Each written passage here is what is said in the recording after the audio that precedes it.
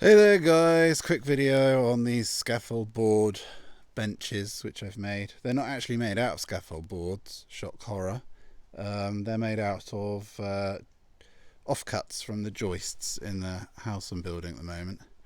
But they're the same dimensions as a scaffold board, maybe a tad thicker, but they're 225 millimeters, which I think is 10 inches across. So you could use the same method with scaffold boards. So I've got some here in various states of being finished. As you can see, I've got the uprights in here, and I've cut a kind of U shape at the bottom here with a jigsaw, so to create two legs. And that means at the top here you haven't got any complicated joins. Normally when you have if you were to do 4 legs individually, then you'd have all sorts of complicated stuff to do at the top here, and angles to cut and all that sort of stuff.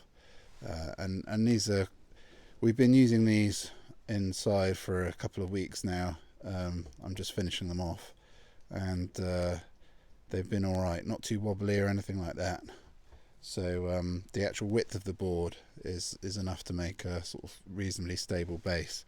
Now, to get the height off the ground, I just measured one of our kitchen chairs and copied that. So I think from memory it's about 46 centimeters, but if you were to Google height of a standard chair, then I expect you would get the answer you need. But I'm pretty sure it's 46 centimeter to the top of the seat. So these are 1 meter long, and the idea is that you can use them individually, or you can have 2 people sharing them, without having to do the whole thing. If you've got like a long bench, yeah,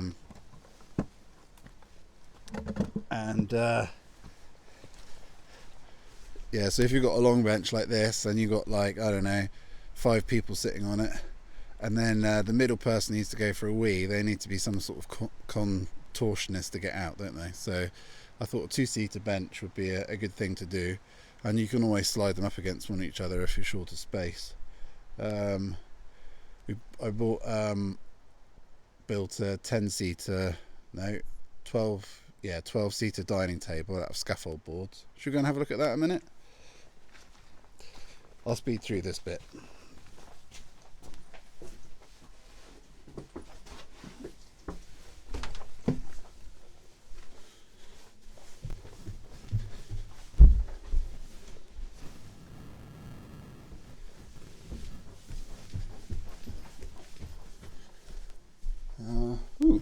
Christmas fruit.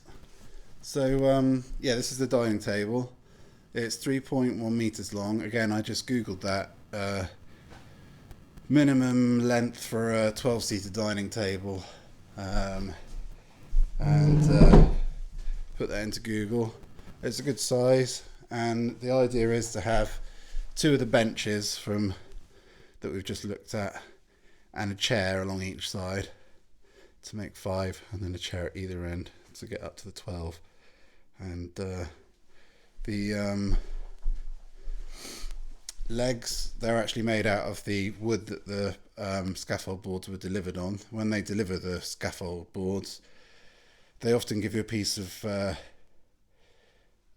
few pieces of 4x4. They put them on the ground first to keep them up off the ground so they don't get damp. So I've sanded those up, it's all a bit rough, and then painted them trendy grey, which is actually a Dulux exterior undercoat, dark grey, although that looks light grey to me.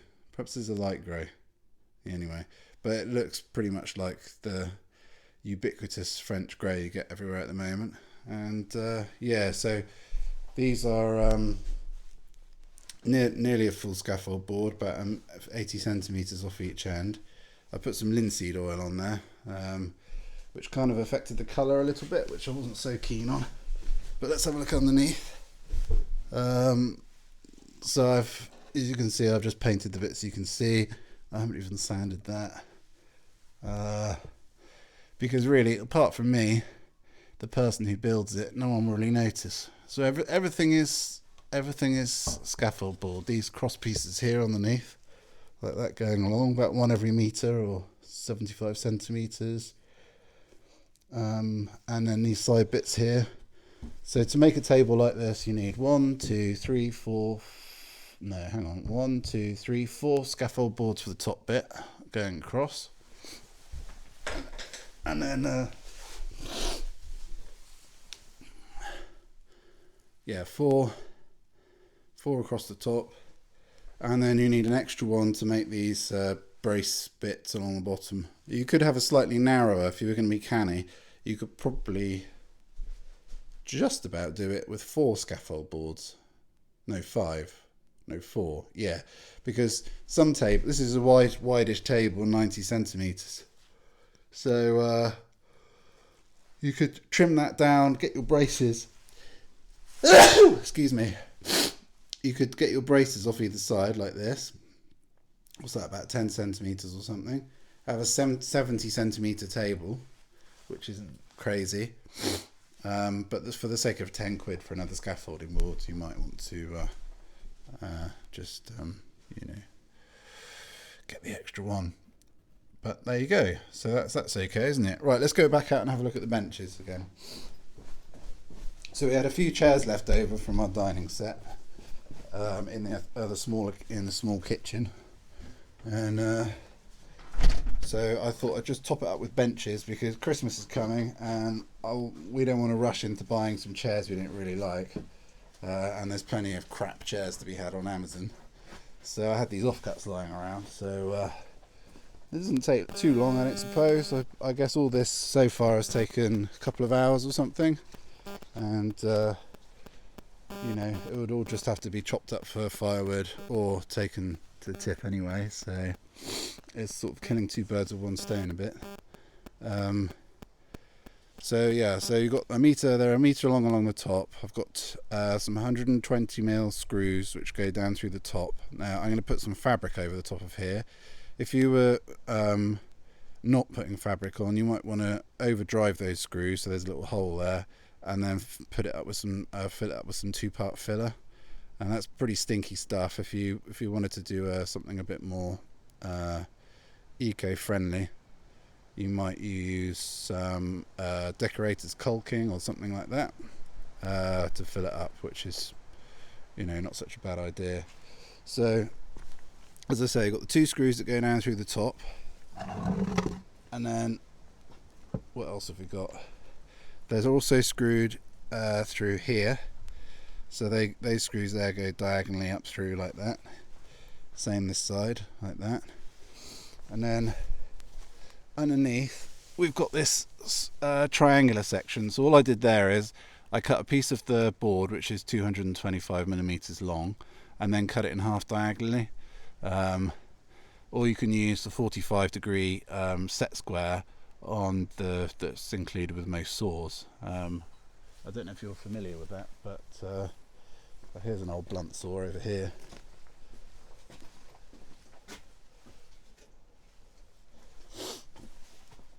So you can use these. They've got a 45-degree angle on, and you can just use that to cut the 45-degree angle, and then you can make up these braces for underneath. I suppose you could do something a bit nicer with those if you had time. Maybe cut them with a jigsaw and make them a bit ornate or something. I don't know, but that was the sort of quick thing to do at the time. It's worth pointing out, I used these actually when I was building as well, because they're handy for like when you're cutting wood, you can rest them along the top. So it's good to make them up fairly early on, and then you've got you can use them as like a trestle effectively, so you can do your sawing on them, which saves the back. So anyway, now they're all stuck together, and I hope I've explained that sufficiently. I haven't, have I? So you cut this bit in here like that, and then I've screwed it through there like that, and I haven't screwed it through the top because you don't need to. It just needs to be well secured on the sides, and then a couple through the bottom here. Sorry, my lead's in the way. A couple through the bottom here like that, and then one through there. So the sizes of screw I'll put in the description.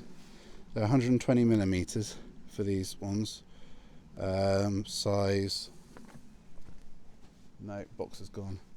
They're big anyway. They take a size 3 driver bit, so they're quite big ones, those. And then these, all the other ones are decking screws, which are 4.5 by 70, I think. So yeah, that's that. Anyway, we'll stop blathering now, and I'll show you the next bit when I've got all these sanded up and we're going to put the fabric covers on. So a little detail here for when you put the top on in a minute is you just need to rebate the top of the upright here where it runs up from your leg effectively, so you've got somewhere to put a staple in underneath, because in a minute we'll get a staple gun and we'll pin the fabric on the top and the cushion using staples. So we need something underneath just on that little bit there where the leg is, just so we can get a staple in. So just putting some padding on top here. I'm using an old yoga mat which has been hanging around in the garage for a number of years, probably used once or twice, as is the way of things nowadays.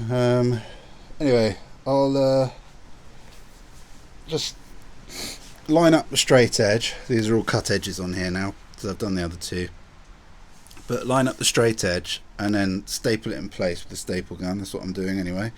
And then sharpen a kitchen knife, and then you just cut along the edge like this, using the edge of the plank below as a guide. And then when you've cut round, then staple the other edge. And here I'm using up the offcuts at the end of the roll mat, yoga mat, because I've used all the good bits. So all I'm doing here is just squishing the two edges together and then cut the edge afterwards, because that way then you get you're not going to end up with any gaps.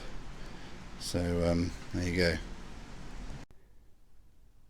So just doing some fabric, and before I forget I'll show you what's going on. So what I've done, I've put the bench, laid out the fabric on the floor, print side down, and then you flip the bench upside down, put it on top, and then lay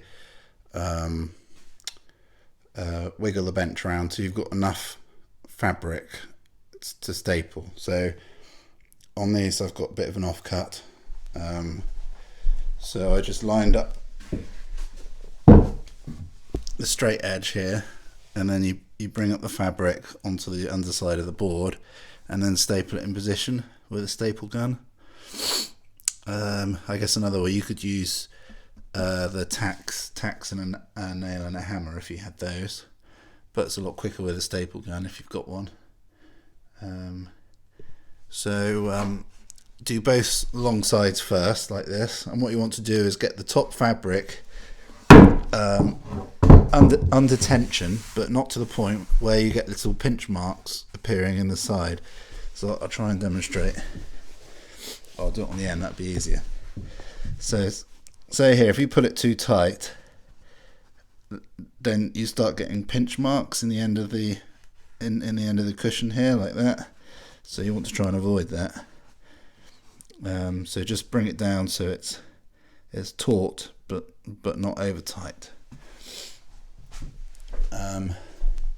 So to finish it off, all you do is once you've done either side, you do either end as well. And here you just like do the corners like you would on a gift, on a present. I guess if you're doing a proper job, you might cut these and then sew them so they fit neatly. But to be honest with you, if you fold it like a present and pull it quite tight, but not too tight, then you end up with quite a neat line anyway. So there's the join there. Well, it's not a join, but the fold.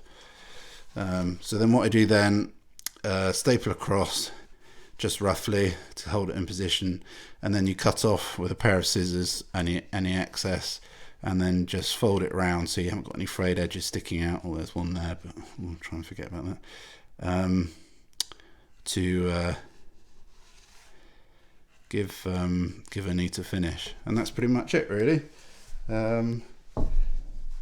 Obviously my kids chose this fabric. They went with their They're grand to the fabric shop in town, Heathcote's Fabrics, and they chose a fabric each.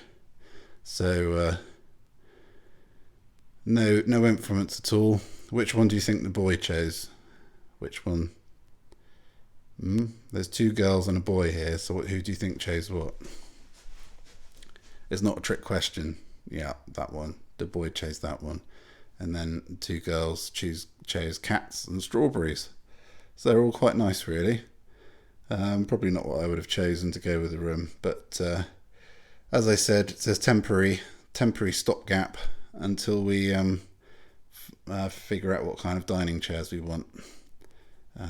So there you go. Anyway, thanks for watching, and hope you found it useful. Cheerio. Bye. So everything went okay, and we use these over the Christmas period for seating pretty much every day.